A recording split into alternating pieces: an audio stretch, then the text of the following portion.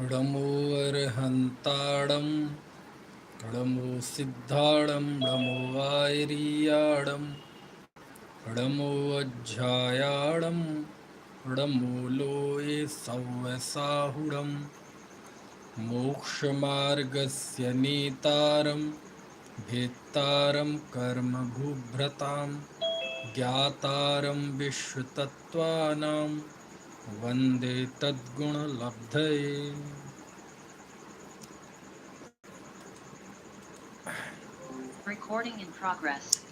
तत्वार्थ सूत्र पहला अध्याय। पहले अध्याय के अंतर्गत 32वां सूत्र सुबह पढ़ रहे थे, जिसमें हमने ये जाना था सत्सदोर विशेषाद द्रक्षोपलब्धेरुन्मत्तवत् कि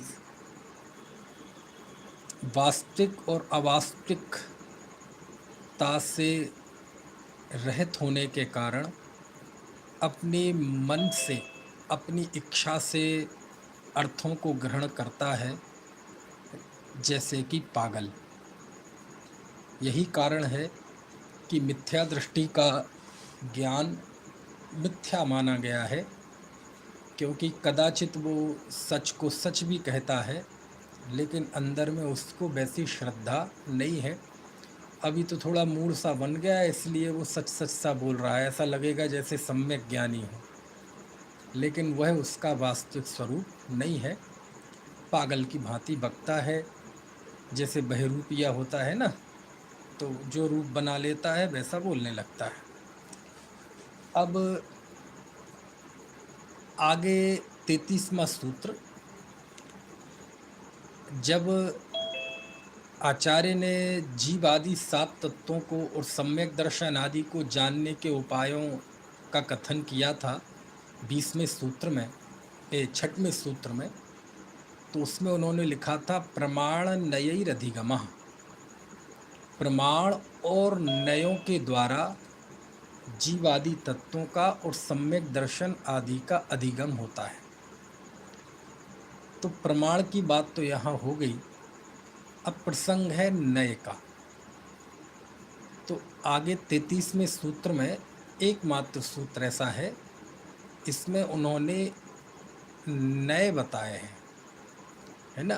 प्रमाण के लिए तो काफ़ी समय लिया, काफ़ी सूत्र लिए, लेकिन एक सूत्र में उन्होंने नय बताए हैं कि नय कौन कौन से होते हैं। ठीक है, तो ये भी जानने के साधन हैं। तो जरा हम देखते हैं नए कौन कौन से होते हैं। चलिए, तो 33वां सूत्र मैं बोलता हूँ, आप दोहराइएगा। नैगम संग्रह, बोलिए, थोड़ा सीखने के लिए तोड़ना पड़ेगा बीच में, फिर बाद में हम पूरा एक साथ बोलेंगे। नैगम संग्रह व्यवहार ऋजु सूत्र शब्द समभिरूढ़ैवं भूता नयाः। चलिए अब एक साथ बोलते हैं पूरा सूत्र। नैगम संग्रह व्यवहार ऋजु सूत्र शब्द समभिरूढ़ैवं भूता नयाः।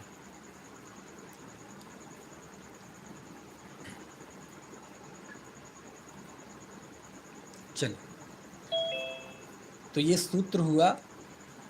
तो सबसे अंतिम शब्द देखिए, नयाः। नय एक वचन है, नयाः बहुवचन है। ये नय है। कौन से नय हैं? तो 7 नय इस सूत्र में बताए हैं। तो पहले हम एक बार 7 नयों को देख लें जरा, इनके क्या नाम हैं। सबसे पहले देखिए नैगम, ठीक है। दूसरा है संग्रह, तीसरा है व्यवहार, चौथा ऋजु सूत्र है। वो ऋषि का ऋरी आपको दिखाई नहीं दे रहा है, वो ऊपर चला गया रेफ के रूप में, है ना। व्यवहार ऋजु सूत्र 4 हो गए। फिर शब्द 5, समभिरूढ़ 6, और एवं भूत, वो एवं भूत का ए आपको दिखाई नहीं दे रहा, वो ढा के ऊपर ऐ की मात्रा है ना, तो वहाँ पहुँच गया वो। तो वो शब्द है एवं भूत। ठीक है, तो एवं भूताह नयाह, वो बहुवचन। तो ये नए सब के साथ लगा लेना, नैगम नय, व्यवहार नय, नैगम नय, संग्रह नय, व्यवहार नय, ऋजु सूत्र नय, शब्द नय, समभिरूढ़ नय और एवं भूत नय। इस तरह ये 7 नय हैं। ठीक है, और इन नयों के द्वारा जीवादि 7 तत्वों का और सम्यक दर्शन आदि का ज्ञान होता है। तो ये 7 नय कैसे वस्तु स्वरूप को जानने में कारण बनते हैं, तो इनका स्वरूप जानना पड़ेगा, तब हम थोड़ा सा आगे बढ़ पाएंगे। क्योंकि प्रमाण और नय ये दोनों मिलकर ही खुद पे जुड़ सकते हैं एक बार। जीवादि, प्रमाण और नय ये दोनों मिलकर ही जीवादि तत्वों के जानने के साधन हैं। तो अब हमें यहाँ जानना पड़ेगा कि इन नयों का स्वरूप क्या है।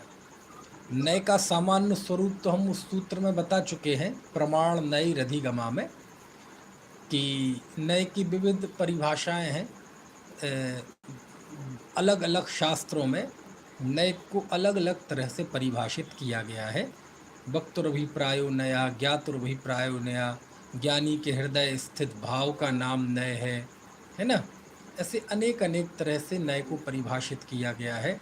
अनिराकृत प्रतिपक्षो वस्तुअंश ग्राही ज्ञातुरभिप्रायो नया, कई कई तरह से। लेकिन वो सब बताते, आवाज कट कट के आ रही है, आवाज नहीं आ रही सही। मुझे लगता है आज भी वही प्रॉब्लम जा रही है, शाम को भी। क्या करें बताओ, आपके पास कोई उपाय हो तो बताओ। भाई साहब, आपका जो YouTube पे चल रहा है ना बराबर? हाँ हाँ, YouTube पे बराबर चल रहा है। YouTube पे कनेक्ट हो जाइए सभी लोग, ज़्यादा बेहतर रहेगा। एक प्रयोग करके देखते हैं, जिससे YouTube चल रहा है उससे कनेक्ट करके देखते हैं Zoom।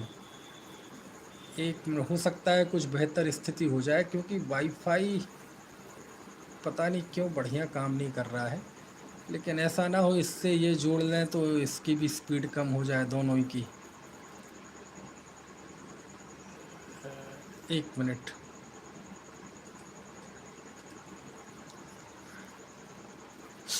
YouTube पे जुड़ जाते हैं सभी लोग। देख लो एक बार। कुछ सुधार हुआ है? कुछ सुधार हुआ है? हाँ, हुआ है थोड़ा। हुआ है। YouTube पे भी यही प्रॉब्लम है। YouTube अच्छा, पर एकदम सही है। YouTube पे प्रॉब्लम आ रही है आपकी? नहीं नहीं, YouTube पे तो बता रहे सही है। उधर भी यही प्रॉब्लम है। अभी यहाँ ठीक ठाक आ रहा है? कुछ सुधार हुआ है? कुछ सुधार हुआ है तो फिर चलने दें। अब ये सुधार हुआ है, आपने बोला ये ठीक आ रहा है आवाज। चलो तो ठीक है। चलो, पटरी पे गाड़ी आए तो क्या पता पुण्योदय से सब ठीक हो जाए। तो ये कह रहा था मैं कि नयों का स्वरूप हम समझ चुके हैं, नए का स्वरूप। अब इन 7 नयों का स्वरूप हमें जानना है। तो 7 नयों का स्वरूप जानते हैं, जरा देखते हैं क्या स्थिति बनती है। इन 7 नयों में सबसे पहला है नैगम नय। हालांकि ये 7 नए, जब नयों का स्वरूप जानते हैं, नए चक्र पढ़ते हैं, तो ये 7 नए थोड़े से गौण हो जाते हैं। वहाँ फिर द्रव्यार्थिक, पर्यायार्थिक, निश्चय, व्यवहार ये मुख्य हो जाते हैं। लेकिन ये 7 नए भी बड़े महत्वपूर्ण हैं। ये द्रव्यार्थिक, पर्यायार्थिक नए ही हैं, ये 7 नए, है ना। तो चलो बताएंगे, अभी विशेष बात तो बाद में करेंगे। पहले तो आवश्यक है कि इनका सामान्य स्वरूप हमें ज्ञान होवे, तब जाके फिर हम कुछ इस विषय में खास बात कर पाएंगे। ये फिर चला गया, आज तो काफ़ी दिक्कत कर रहा है वाईफाई।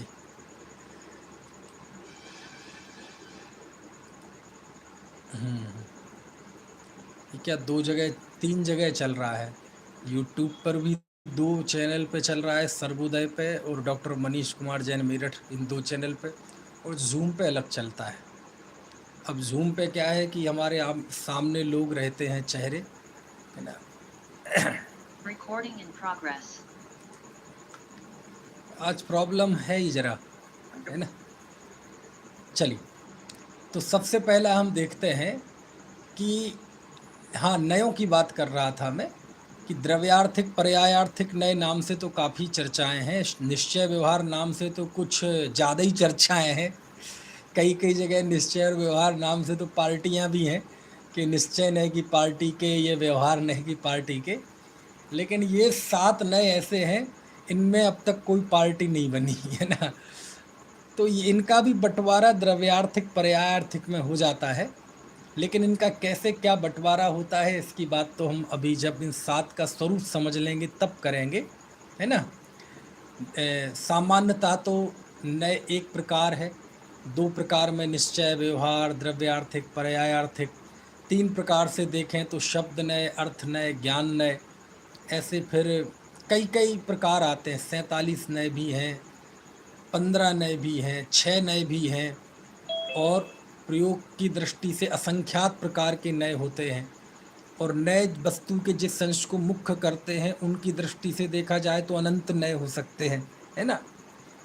तो नयों का कितने ही भेद कर लें, अलग अलग तरह से, कई तरह से आचार्य ने भेद किए हैं।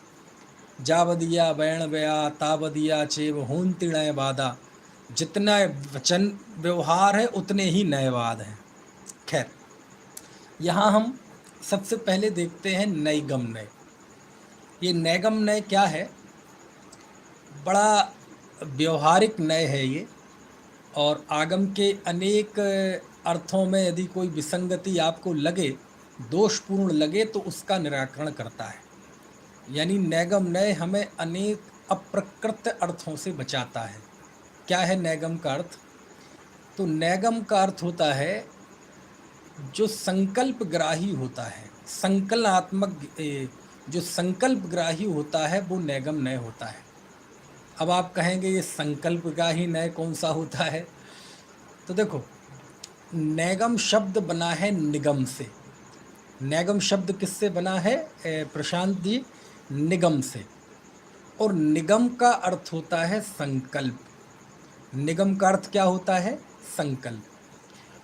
तो जो कार्य अभी निष्पन्न नहीं हुआ है, अनिष्पन्न कार्य में निष्पन्न का संकल्प होना, वो नैगम नय कहलाता है। अभी आप कहेंगे ये समझ में तो आया नहीं। आएगा, चिंता मत करें, धैर्य रखें, बहुत आसान है, बहुत ज़्यादा कोई कठिनाई नहीं है। संकल्प मतलब कैसा कि जो कार्य वर्तमान में है नहीं, कोई काम या तो भूतकाल में हुआ था या भविष्य में होगा या कुछ देर बाद वो कार्य पूर्ण होगा, अभी नहीं है कुल मिला के, तो ऐसे कार्य को हम कहेंगे अनिष्पन्न कार्य। कौन सा कार्य कहेंगे? अनिष्पन्न, यानी अभी निष्पन्न नहीं है, या तो पहले था या भविष्य में कभी होगा या कुछ देर में होगा।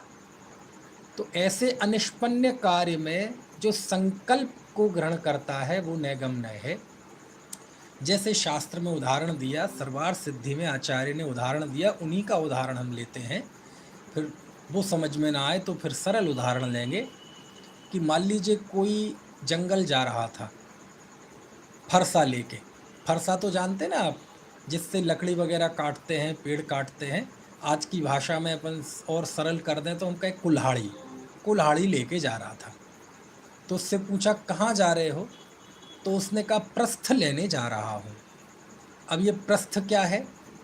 तो प्रस्थ एक जैसे तराजू होता है जिससे हम किलो वगैरह से नापते हैं, ऐसे ये लकड़ी का पात्र होता था पुराने ज़माने में, जिससे हम अनाज वगैरह नापते थे। कि भैया गांव में हमने भी देखा है अपने ननिहाल में, जब मैं छोटा था, तो तराजू से नहीं बल्कि एक वो चौपल्ला बोलते थे उसे, तो उससे वो नापते थे, लकड़ी का होता था। तो ऐसे ही वो एक नापने का एक माध्यम हुआ करता था, उसे प्रस्थ कहते थे, है ना। जैसे कहे ना 1 किलो 2 किलो, तो कहेंगे कितने? बोले 1 प्रस्थ 2 प्रस्थ, ऐसे। तो बोले कहाँ जा रहे हो? बोले प्रस्थ लेने जा रहे हैं। तो चूंकि अभी प्रस्थ वो लाया नहीं है, ना प्रस्थ बनाया है, अभी तो प्रस्थ का उद्देश्य लेकर जा रहा है। वो जाएगा, लकड़ी काटेगा, फिर वापस लाएगा, फिर उसे बनाएगा, फिर वो प्रस्थ बन पाएगा। लेकिन वो कार्य होगा, लेकिन वर्तमान में उसके उस उद्देश्य को रखते हुए वो ये प्रयोग करता है कि मैं प्रस्थ लेने जा रहा हूँ। तो ये कहलाता है नैगम्य। ये कौन सा नय कहलाता है?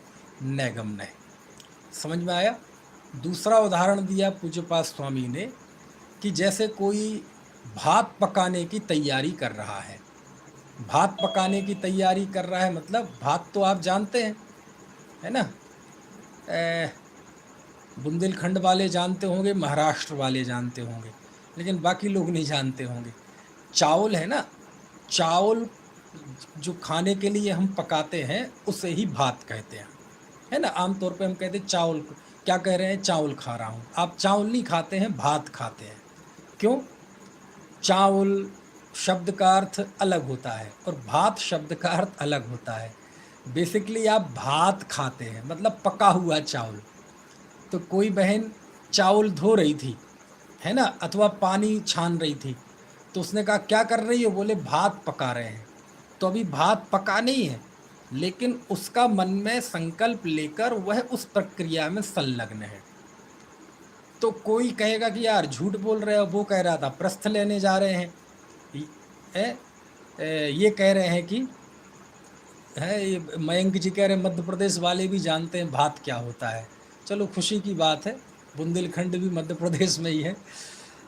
तो कहा कि क्या बात कि भात पका रहे हैं। तो कहते इससे झूठ का पाप नहीं लगेगा? तो कहते नहीं लगेगा। क्यों नहीं लगेगा? ये नैगम्य है।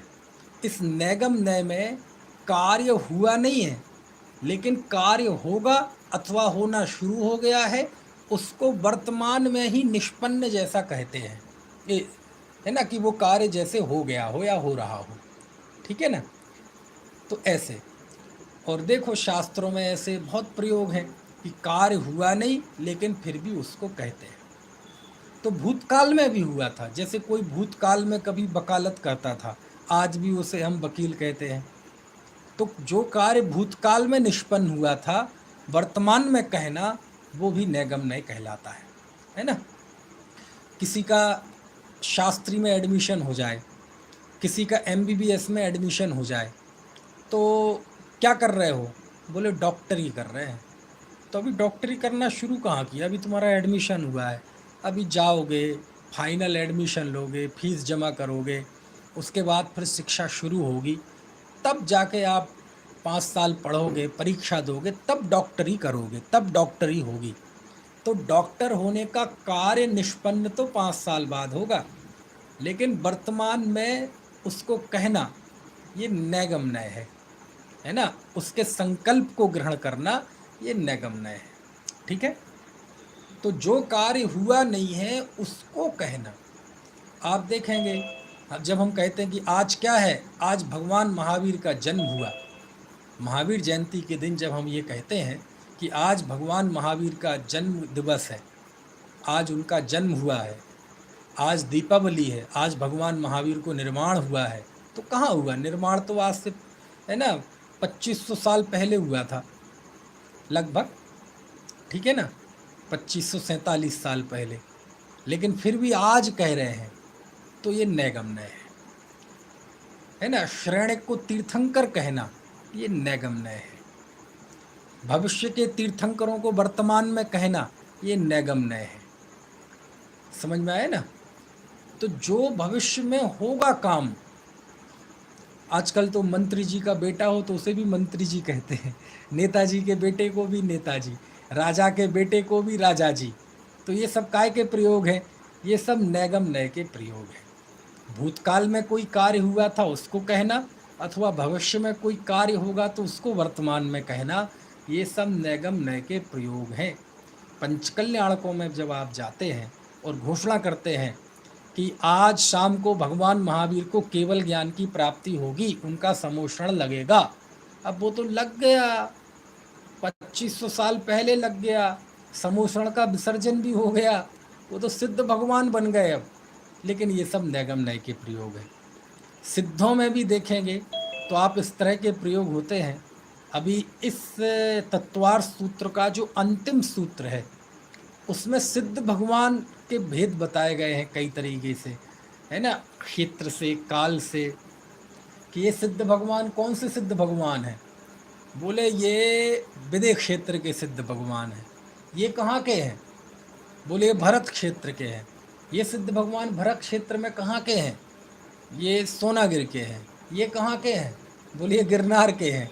ये कहाँ के हैं? बोले सम्मेद शिखर के हैं। क्योंकि आप कभी जाते होंगे ना सम्मेद शिखर या गिरनार में, इस टोंक से 8.5 करोड़ मुनि मोक्ष गए। इस टोंक से करोड़ों से कम तो कुछ है ही नहीं, है ना। इतने करोड़ इस टोंक से मोक्ष गए, है ना। सोनागिर से भी गए, नंगा नंगा आदि कितने मोक्ष गए, द्रोणगिरी से भी गए, है ना।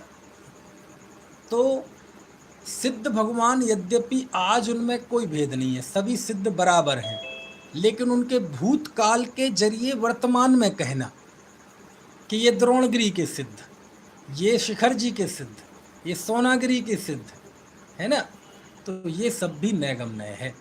कुल मिला के जो कार्य अभी अनिष्पन्न है, निष्पन्न नहीं है, बस उसको, उसके संकल्प को ग्रहण कहना, मतलब उसका जो दिमाग में कथन हुआ, मतलब ज्ञान हुआ, उसका हमने कथन किया, बस उसको ग्रहण करना, इसका नाम है नैगम नय। ठीक है। इसके 3 भेद हैं शास्त्रों में, द्रव्य, है ना, द्रव्य पर्याय और तरीके से भी हैं, 3 तरह से व्यंजन आदि। लेकिन यहाँ अभी केवल आप 3 इसके भेद समझें। एक है भूत नैगम नय, एक है वर्तमान नैगम नय और एक है भावी नैगम नय। भूतकाल में जो कार्य हुआ था उसे वर्तमान में कहना, ये भूत नैगम नय है। अनिष्पन्न वाली शर्त तीनों में ही लागू होगी, है ना। भूत में कार्य, पूर्व में कोई कार्य हुआ था उसे वर्तमान में कहना। आज भगवान महावीर का जन्म कल्याणक है, तो ये कौन से नय का कथन हुआ? भूत नैगम नय, यानी भूतकाल में हुए कार्य को, जो कि वर्तमान में अभी निष्पन्न नहीं है, भूतकाल में कभी निष्पन्न हुआ था, उसे वर्तमान में निष्कम कहना, ऐसा संकल्प ग्रहण करना, वो भूत नैगम नय है। भावी नैगम नय, राजा शरण्यक को तीर्थंकर कहना, ये भावी नैगम नय है। रावण को तीर्थंकर कहना, भविष्य में तीर्थंकर होंगे ना, कृष्ण को तीर्थंकर कहना, ये भावी नैगम नय है। बहुत दूर है, अभी बहुत काल बाकी है। और फिर इसके बीच में पड़ता है वर्तमान नैगम नय। तो यहाँ आपको प्रश्न हो सकता है कि वर्तमान नैगम नय में तो अनिष्पन्न कार्य कैसे होगा? जब वर्तमान है तो वर्तमान में तो वो कार्य निष्पन्न होगा, फिर उसे अनिष्पन्न कैसे कहेंगे? तो वर्तमान नैगम नय में भी कार्य अनिष्पन्न है, लेकिन उसमें कार्य कुछ हो गया है, कुछ अभी होना बाकी है। ठीक है। जैसे मान लीजिए किसी ने अभी शास्त्री में उसका प्रवेश भी नहीं हुआ है ना, लेकिन शिविर में गया है इस उम्मीद से कि मेरा जयपुर में सिलेक्शन हो जाएगा और मैं शास्त्री बन जाऊंगा। तो उसको कहा जाए क्या कर रहे हो? बोले शास्त्री कर रहे हैं, तो वो तो होगा भावी नैगम नय, उसके भविष्य के संकल्प को ग्रहण कर रहा है। लेकिन किसी का शास्त्री में एडमिशन हो भी गया है, पढ़ना प्रारंभ भी कर दिया है, 5 साल का कोर्स है और 2 साल उसने कर भी लिए हैं। प्रशांत भाई समझ में आ रहा है?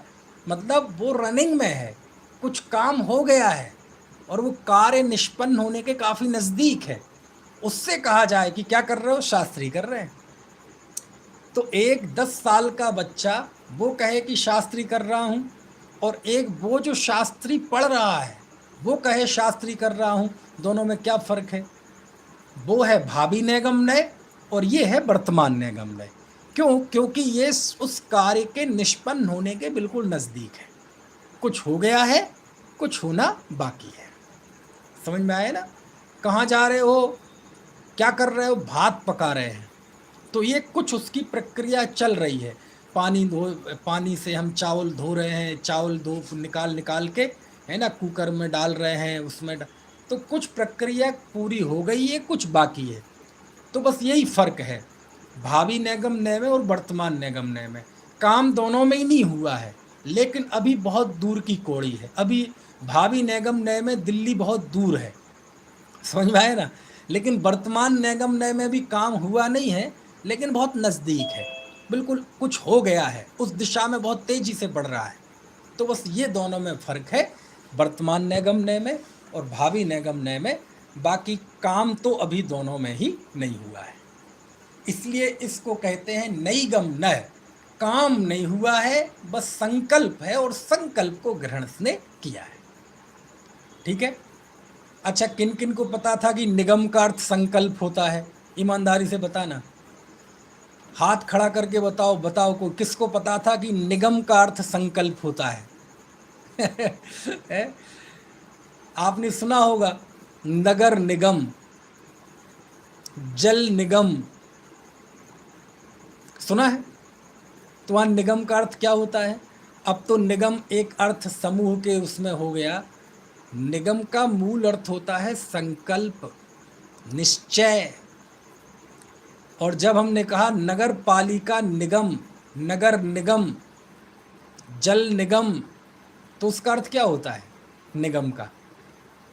वहाँ भी अर्थ संकल्प ही होता है कि नगर निगम या नगर पालिका निगम यानी जनता के चुने हुए इतने प्रतिनिधियों ने मिलकर ये शपथ ली है कि हम इस नगर का पालन पोषण, इसका संरक्षण, देखरेख बहुत कुशलता के साथ तन मन से करेंगे।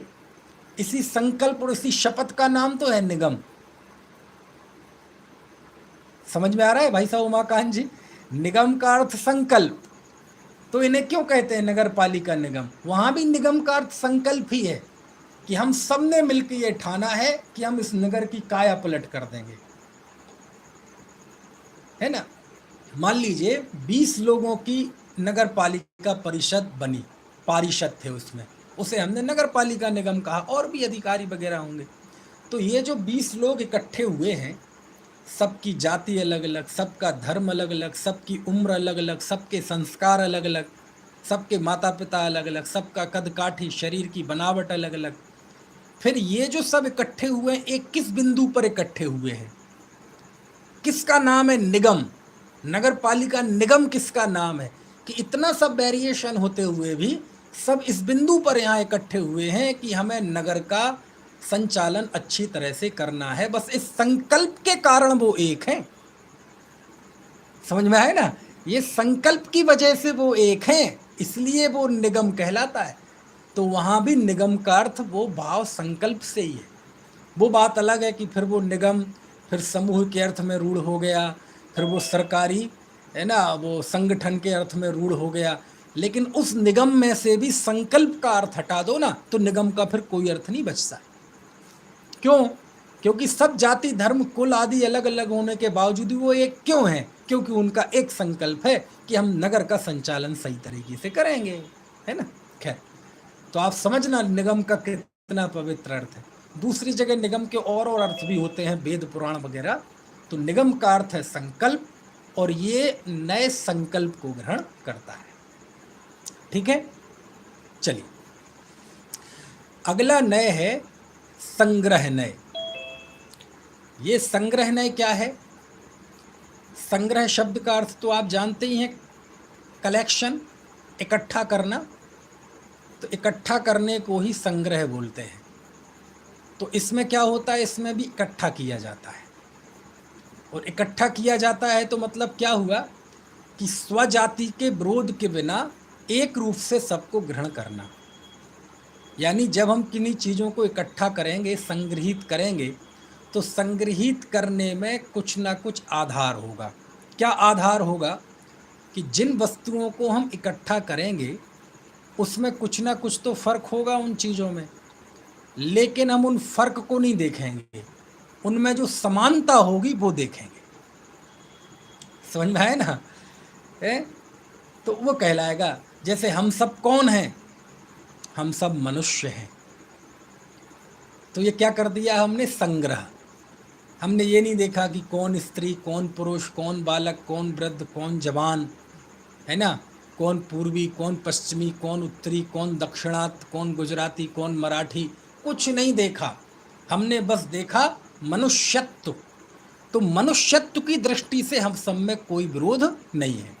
तो हमने कहा मनुष्य, तो ये कौन सा नय हो गया? संग्रह नय। समझ में आया ना? है। हमने कहा जैन, तो ये कौन सा नय हो गया? संग्रह नय। हमने कहा वृक्ष, कौन सा? आम, इमली, ये क्या हो गया? संग्रह नय। ठीक है। इस तरह से हमने कहा जीव, कौन सा? संसारी, मुक्त, चुप, ये कौन सा नय हो गया? संग्रह नय।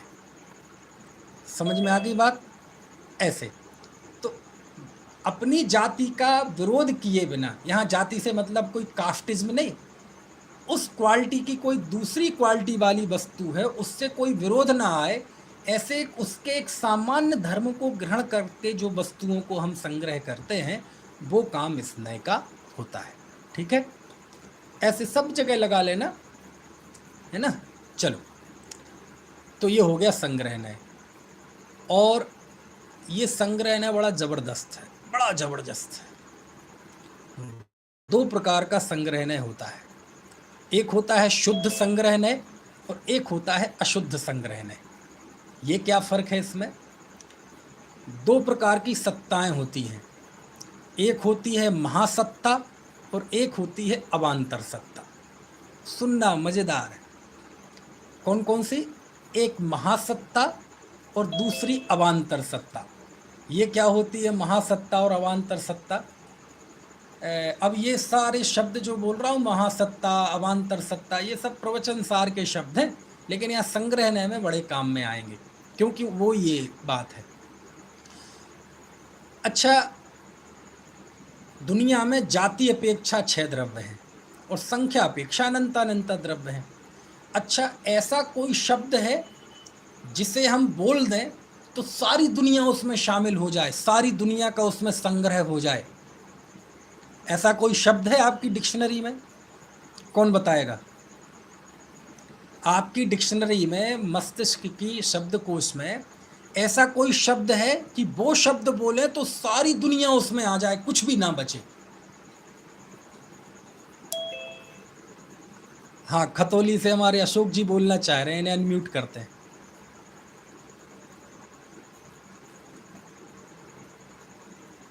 हाँ बोलिए। लोक, लोक, क्या? लोक? लोक। अच्छा, लोक। नहीं, लोक नहीं होगा, क्योंकि लोक में अलोक तो छूट ही गया। लोक में अलोक तो छूट गया, क्योंकि आकाश द्रव्य के 2 भेद हैं। अलोक छूट गया, पुद्गल छूट गया, धर्म छूट गया, अधर्म छूट गया, जीव छूट गया। हाँ, कौन बताएगा? अच्छा, महेंद्र जी बताएंगे। वाह,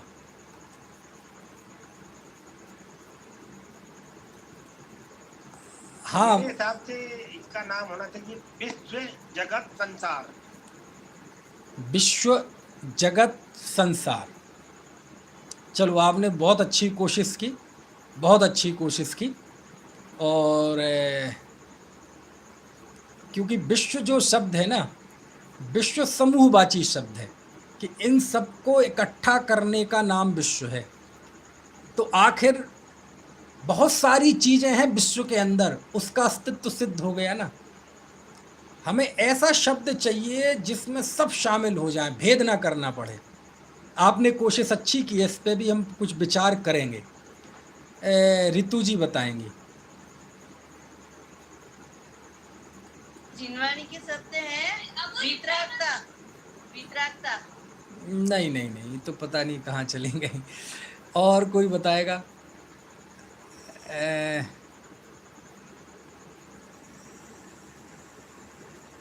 चलो, मैं बताता हूँ। सत्ता, सत, सत। कौन सा शब्द मैंने बोला? सत। सत, सत मतलब होना। बस इसमें सारा विश्व आ गया। और इसको बोलते हैं महासत्ता। यानी जब हम सत कहते हैं तो कौन? जीव की पुद्गल चुप, धर्म अधर्म क्या चुप, आकाश काल चुप। दुनिया में जितनी वस्तुएं हैं वो हैं, उनका होना, उनका अस्तित्व, उनका वजूद, उसे कहते हैं सत। और जो इस समस्त सत्ता को ग्रहण करता है, सत्ता मात्र को, इस सत्ता को ही कहते हैं महासत्ता। इसे क्या बोलते हैं अशोक जी? इसका नाम है महासत्ता। और इस सत की दृष्टि से देखा जाए, जैसे कहते हैं ना दुनिया में, देखो एकांत के तौर पे, मिथ्या एकांत के तौर पे दुनिया में जो चीज़ें हैं, सम्यक एकांत के रूप में वो सारी चीज़ें जैन धर्म में हैं। जैसे दुनिया में कहते हैं एको ब्रह्म द्वितीयो नास्ति, एक ब्रह्म ही है और उसके अलावा दुनिया में कुछ भी नहीं है। अब जैन दर्शन में आओ तो जैन दर्शन में ऐसा कुछ है क्या? बोले हाँ है, दुनिया में एक सत्ता मात्र है, मतलब महासत्ता। महासत्ता यानी अशोक जी आप भी सत हैं, मैं भी सत हूँ, निपुण जी भी सत हैं, प्रशांत जी भी सत हैं, सुनीता जी भी सत हैं, संतोष जी भी सत हैं, मीना जी भी सत हैं, सब लोग सत हैं, मतलब सबका अस्तित्व है। ये लैपटॉप का भी सत है, ये मोबाइल का भी अस्तित्व है, इस डायरी का भी अस्तित्व है, माइक का भी अस्तित्व है, आकाश काल का भी अस्तित्व है। आकाश काल माइक इन सबको गौण कर दो तो सब हैं, सबका अस्तित्व है, सबका वजूद है। इसका नाम है महासत्ता। समझ में आए ना? और इस महासत्ता की दृष्टि से कोई जीव नहीं, कोई पुद्गल नहीं, कोई धर्म नहीं, कोई अधर्म नहीं, कोई आकाश नहीं, कोई काल नहीं। क्या है दुनिया में? बस सत है। इसे कहते हैं महासत्ता। और इसी को द्रव्य का लक्षण कहते हैं। यदि दूसरा शब्द बोलें तो हम बोलेंगे द्रव्य। द्रव्य कहते ही जीव चुप, पुद्गल चुप, धर्म चुप, ना ना ना कुछ नहीं, बस द्रव्य। द्रव्य कहते ही सारा विश्व इसमें शामिल हो गया, क्योंकि जीव भी होगा तो वो द्रव्य होगा, पुद्गल भी होगा तो भी वो द्रव्य होगा, धर्म अधर्म आकाश होंगे तो भी द्रव्य। दुनिया की कोई भी वस्तु होगी वो द्रव्य से बाहर नहीं है। और यही कारण है कि सत्ता को द्रव्य का लक्षण माना गया है। यानी सत द्रव्य लक्षण, अभी आएगा 5वें अधिकार अध्याय में इस सूत्र, कि सत्ता और द्रव्य दो अलग अलग चीजें नहीं है, एक ही चीज है। तो सत्ता कहते ही सारा विश्व आ जाता है, तो इसको शास्त्र में कहा है महासत्ता। इसे क्या कहा है? महासत्ता। क्यों? क्योंकि इससे बाहर दुनिया में कुछ भी नहीं है। यदि हम कहें एको ब्रह्म द्वितीयो नास्ति, तो एकांतवादी कहता है तो ये मिथ्या है, और हम कहेंगे तो हाँ बिल्कुल सही है। कैसे? दुनिया में एक ही सत्ता है और उसका नाम क्या है? महासत्ता। समझ में आए ना? है? लेकिन दुनिया में जब हम कहते हैं एको ब्रह्म द्वितीयो नास्ति, तो वो द्वितीयो नास्ति इसका निषेध करता है। हमारे यहाँ महासत्ता की स्वीकृति तो है, लेकिन इसके बाद जो बातें हैं उसकी स्वीकृति दुनिया में नहीं है। वो क्या है? तो दूसरी कहलाती है अवान्तर सत्ता। ये अवान्तर सत्ता कौन सी होती है? कि एक तो हो गई महासत्ता, द्रव्य। द्रव्य दृष्टि से तो सारी दुनिया एक ही है। अवय द्रव्य दो प्रकार के होते हैं। कौन कौन से? रूपी और अरूपी। तो अब ये महासत्ता में जितने हम भेद करते जाएंगे वो सब कहलाएंगी अवान्तर सत्ता, है ना? द्रव्य कितने होते हैं? 6 होते हैं। जीव, पुद्गल, धर्म, अधर्म, आकाश, काल। ये कौन सी कहलाएगी? अवान्तर सत्ता। जीव कितने प्रकार के? 2 प्रकार के, संसारी और मुक्त। ये कौन सी सत्ताएं कहलाएंगी? अवान्तर सत्ता। संसारी कितने प्रकार के होते हैं? 5 प्रकार के। एक इन त्रस, 2 प्रकार के, त्रस और स्थावर। त्रस कितने प्रकार के होते हैं? 2 इंद्रिय, 3 इंद्रिय, 4 इंद्रिय और 5 इंद्रिय। तो ये जितने हम भेद करते जाएंगे उस सत्ता में, वो सारे भेद प्रभेद कहलाएंगे अवान्तर सत्ता। ठीक है? तो हमारे सामने 2 सत्ताएं आ गई, महासत्ता और अवान्तर सत्ता। महासत्ता बहुत व्यापक है, बहुत विराट है, और जब महासत्ता हम देखते हैं तो कोई भेद नहीं रहता। फिर समझ में आए ना। और उस महासत्ता को ही प्रवचन सार टीका में कहा गया है सादृश्य अस्तित्व। कौन सा अस्तित्व? सादृश्य अस्तित्व। और बाकी को कहा गया है स्वरूप अस्तित्व। अब लेकिन ये शब्द थोड़े से मैंने मुंह से निकाल दिए हैं, मैं वापस ले रहा हूँ अभी ये शब्द आप दिमाग में ना रखें, सादृश्य अस्तित्व और स्वरूप अस्तित्व, नहीं तो फिर वो थोड़े से कठिन हो जाता है मामला। अभी केवल कितने शब्द याद रखने हैं? महासत्ता और अवान्तर सत्ता। ठीक है, महासत्ता मतलब सत्ता मात्र, और अवान्तर सत्ता अब उसके बाद उसके जितने भेद प्रभेद करेंगे वो अवान्तर सत्ता। और भेद प्रभेद कहाँ तक करना? बहुत बहुत बात तक कर सकते हैं, अभी बागी प्रतीक्षित जिसका कोई दूसरा भेद ना हो। ठीक है, तो वो सब अवान्तर। अब संग्रहणय क्या करता है? तो संग्रहणय के दो भेद होते हैं, एक शुद्ध संग्रहणय और एक अशुद्ध संग्रहणय। तो स्वाभाविक है संग्रह का काम है इकट्ठा करना। ठीक है, तो सबसे बढ़िया संग्रहणय कौन सा कहलाएगा कि जिसके बाद कुछ इकट्ठा करना बचे ही नहीं? महासत्ता को ग्रहण करना, सतमात्र को ग्रहण करना, ये शुद्ध संग्रहणय। क्यों? क्योंकि इसके बाद कुछ संग्रह करने के लिए बचा ही नहीं। संग्रह की जो इंतहा थी, संग्रह करने की जो पराकाष्ठा थी, वो हमने कर दी, अब इसके बाद कुछ बचा ही नहीं। तो सत्ता मात्र को ग्रहण करने वाला, महासत्ता को ग्रहण करने वाला नय शुद्ध संग्रह नय। ठीक है, और उसके अलावा जितनी भी अवान्तर सत्ताएं हैं उनको ग्रहण करने वाला अशुद्ध संग्रह नय। ठीक है, तो शुद्ध संग्रह नय में तो कोई वेरिएशन है नहीं, बस एक ही है, सत्ता मात्र को ग्रहण करने वाला। और बाकी फिर अशुद्ध संग्रह नय, जैसे मैंने उदाहरण दिए जितने, कि मनुष्य कौन सा संग्रहणय है? ये अशुद्ध संग्रहणय। जीव कौन सा संग्रहणय है? अशुद्ध संग्रहणय। पुद्गल कौन सा संग्रहणय है? अशुद्ध संग्रहणय। जैन कौन सा संग्रहणय है? अशुद्ध संग्रहणय है। वृक्ष कौन सा संग्रहणय है? अशुद्ध संग्रहणय है। समझ में आया ना? संग्रहणय क्यों है? क्योंकि इकट्ठा कर रहा है। और अशुद्ध क्यों है? क्योंकि इसकी अपनी एक सीमा है। समझ में आया ना? ऐसे, क्योंकि ये अवान्तर सत्ता है। ठीक है, ये बात समझ में आ गई आपको? संग्रहणय कितने प्रकार का हो गया?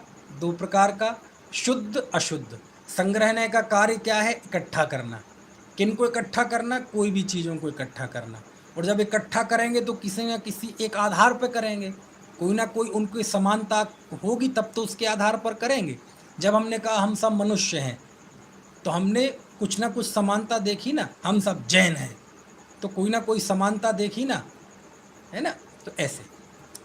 ठीक है, चलिए, तो दो नय हो गए, नैगम नय और संग्रह नय। तीसरा नय है व्यवहार नय। ये व्यवहार नय क्या है? बोले हमने तो बहुत पढ़ा है निश्चय व्यवहार। बोले वो व्यवहार ये नहीं है। निश्चय व्यवहार में जो व्यवहार नय नहीं है वो नय यहाँ नहीं है, वो अलग तरह का है। ये व्यवहार नय बिल्कुल संग्रह का अपोजिट है, बिल्कुल संग्रह का उल्टा है।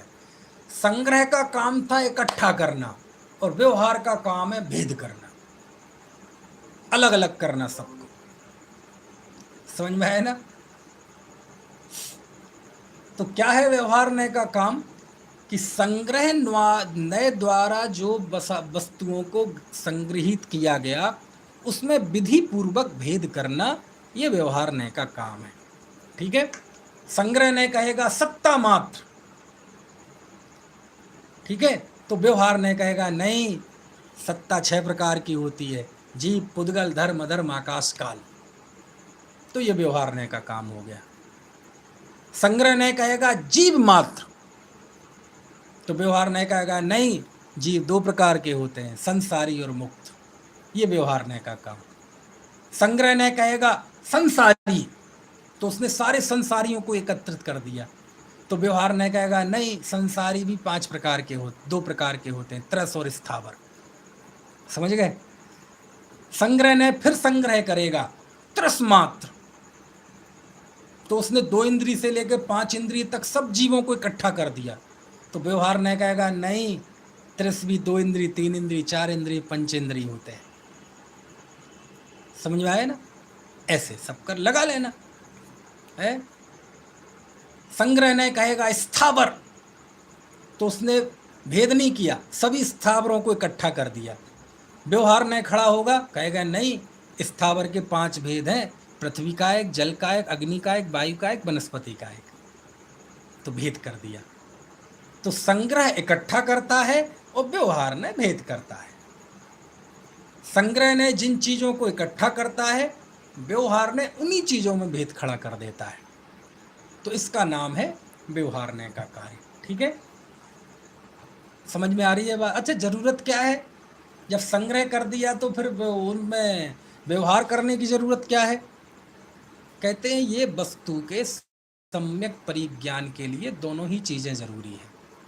वस्तु का स्वरूप संगठनात्मक भी है और भेदात्मक भी है ना? अनेकांत है ना, इसलिए दोनों ही पहलुओं को जानना जरूरी है। अच्छा, भारत देश है, भारत देश में कितने प्रांत हैं? कितने प्रांत हैं? 28 प्रांत हैं। ठीक है, हम जब कहते हैं कि भारत एक अखंड देश है, अच्छा, अखंड कहने की जरूरत क्यों पड़ी? अखंड कहने की जरूरत क्यों पड़ी? इसका मतलब कुछ दाल में काला जरूर है। समझ में आया ना? क्या दाल में काला है? अरे, इस देश में विविध प्रकार के प्रांत हैं, अनेक भाषा भाषी लोग हैं, अनेक तरह की संस्कृति के लोग हैं, अनेक तरह की खान पान के लोग हैं, बहुत विविधता है इस देश में। लेकिन विविधता होते हुए भी भारत एक अखंड देश है। तो देखो, हमने खंड खंडपना भी स्वीकार किया और अखंडता भी स्वीकार की। अच्छा, 28 भेद भारत के हैं कि पाकिस्तान के हैं? 28 जो प्रांत का भेद है वो भारत का है कि पाकिस्तान? अरे, भारत का ही है भैया। भारत में 545 संसदीय क्षेत्र भारत के हैं, पाकिस्तान के हैं? भारत के ही हैं। भारत में इतने जिले, इतने तहसील, इतने केंद्र शासित प्रदेश भारत के ही हैं कि अमेरिका के हैं? अरे, भारत के ही हैं। तो हमने खुद बांट रखा है भारत को। तो लेकिन इस बंटवारे पे कोई आरोप लगाता है कि आप भारत को विभाजित करना चाहते हैं, भारत को बांटने की राजनीति करना चाहते हैं? बोले नहीं, इस दृष्टि से नहीं। यूं तो भारत एक अखंड देश है, लेकिन हमने उसको व्यवस्था की दृष्टि से 28 प्रांतों में, 545 सांसदीय क्षेत्रों में, इतने जिलों में हमने उसे बांट दिया है व्यवस्था की दृष्टि से। तो वह बंटवारा सच्चा है जिसमें हम एकत्व की बात ना भूलें, और वह एकत्व भी सच्चा है जिसमें हम विभक्ति की बात हमारे मन से विस्मृत ना हो। एकत्व सापेक्ष विभक्त और विभक्त सापेक्ष एकत्व, खंडता सापेक्ष अखंडता और अखंडता सापेक्ष खंडता, ये दोनों स्वीकृत हैं, तब हम कहते हैं कि भारत एक अखंड देश है। 28 खंड हैं, लेकिन ऐसे खंड खंड नहीं है जैसे भारत, पाकिस्तान, ईरान, अफगानिस्तान, उन सब पे शासन, वो सब एक ही भारत के संविधान के अंतर्गत चलते हैं, इसलिए अखंड है, लेकिन व्यवस्था की दृष्टि से हमने उनमें भेद कर रखा है। तो जब हम ये कहते हैं कहाँ से आए हो? बोले मध्य प्रदेश से आए हैं। आप कहाँ से आए हैं? महाराष्ट्र से आए हैं। आप कहाँ से आए हैं? तब गुजरात से आए हैं।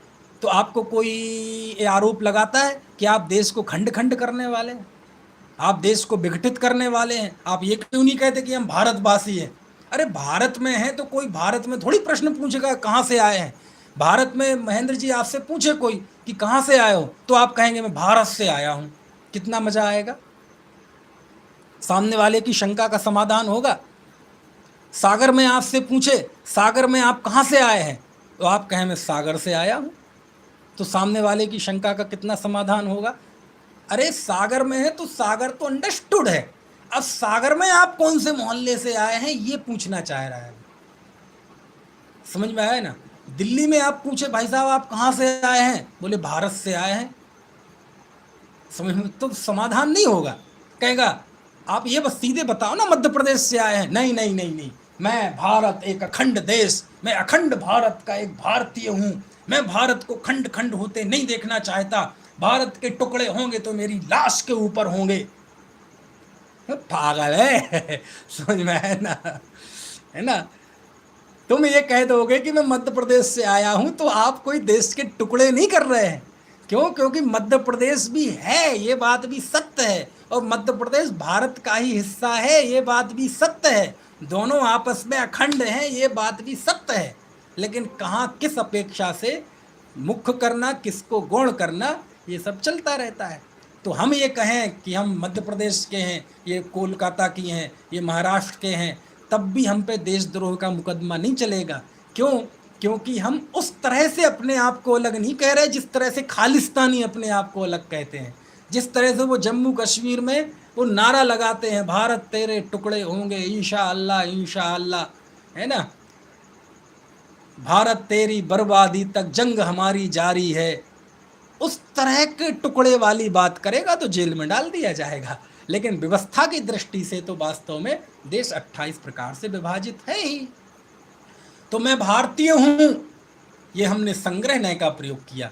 लेकिन आप कहेंगे भारत में आप कहाँ के हैं, तो मैं कहूँगा मैं मध्य प्रदेश का हूँ, है ना। ये मेरे साथ में बैठे हैं, ये महाराष्ट्र के हैं। ये हमारे विनीत जी बैठे हैं, बोले उत्तर प्रदेश के हैं। बोले मीना जी बैठी, ये बंगाल की हैं, है ना। ये क्या नाम, और ये ऋतु जी बैठी हैं, बोले हम राजस्थान के हैं। ये हमने संग्रह नय का प्रयोग कर दिया। अब मान लीजिए राजस्थानी बैठेंगे तो हम कौन हैं? हम राजस्थानी हैं, वीर भूमि से आए हैं। कौन सी भूमि? वीर भूमि। समझ में आए ना।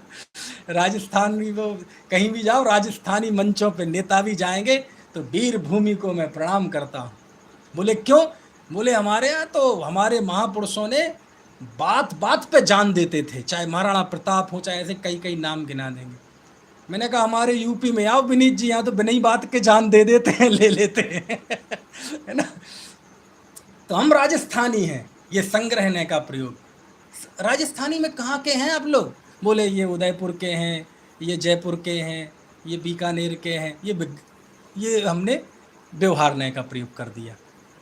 अब सब बैठे थे उदयपुर के, तो कौन है? अरे सब हम उदयपुर वाले हैं, राजा उदय सिंह के राज्य के हैं। ये हमने संग्रह नय का प्रयोग कर दिया। नहीं तो उदयपुर में कहाँ के?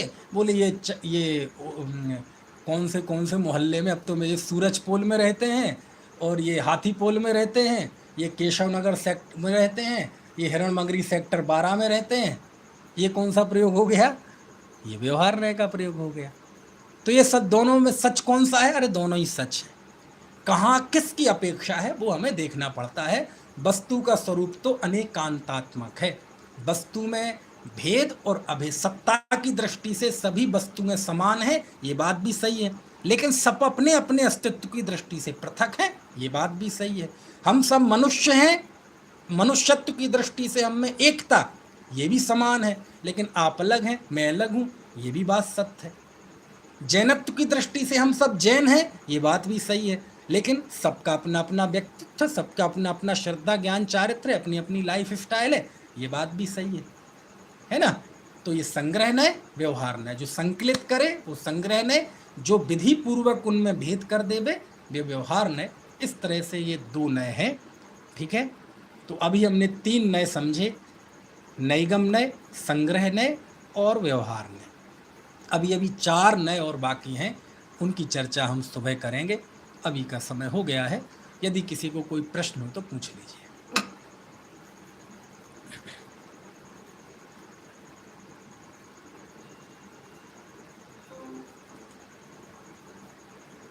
पहले तो ईमानदारी से ये बताएं, आज जो मैंने समझाया है वो सबको समझ में आया कि नहीं?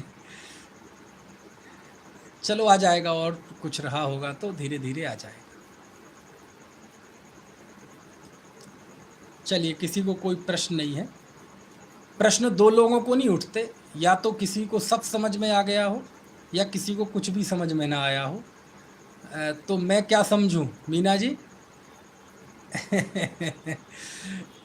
चलो, शेष चर्चा सुबह करेंगे। अभी जिनवाणी स्तुति।